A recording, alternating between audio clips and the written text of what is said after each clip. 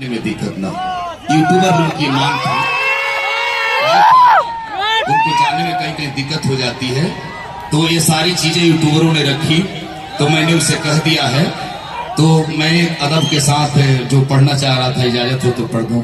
भूख के एहसास को सिरो सुखन तक ले चलो, या अदब को मुफलिसी की उस गजल तक ले चलो, और जो गजल मासूक के जलों से वाकिफ हो गई, उसको अब बेवा के माथे की शिकल तक ले चलो।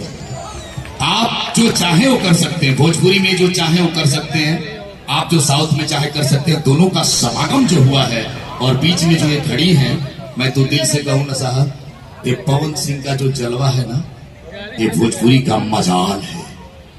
यही एक शख्स है जो चांद पर भी गजल कह दे तो गुलाम अली बन जाए, दाढ़ी ऐसे कर दे तो प्रधानमंत्री चंद्रशेखर बन जाए, गेरुआ वस्त्र बदल ले तो जोगी आदित्यनाथ बन जाए, और मुस्कुरा के गले लगा के गजल कह दे तो दुष्यंत बन जाए।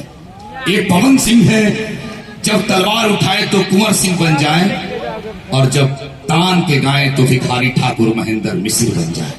एक पवन सिंह की धून है, यकीनन एक बार भोजपुरी के पावर स्टार के लिए, स्टारों के स्टार के लिए, सुपर स्टार के लिए, और हमारे शानदार साउथ वाले भैया के लिए, और काजल रखवानी के लिए जरा दोनों हाथ ऊपर उठा करके जोरदार ताली बजा दीजिए।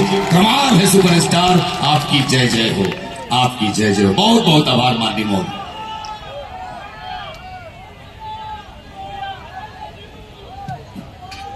We love you too. 10 अप्रैल को डकैत एक प्रेम कथा रिलीज हो रही है, तो जरूर देखना, क्योंकि हमारे पावर स्टार भी है एंड आदि सर भी है।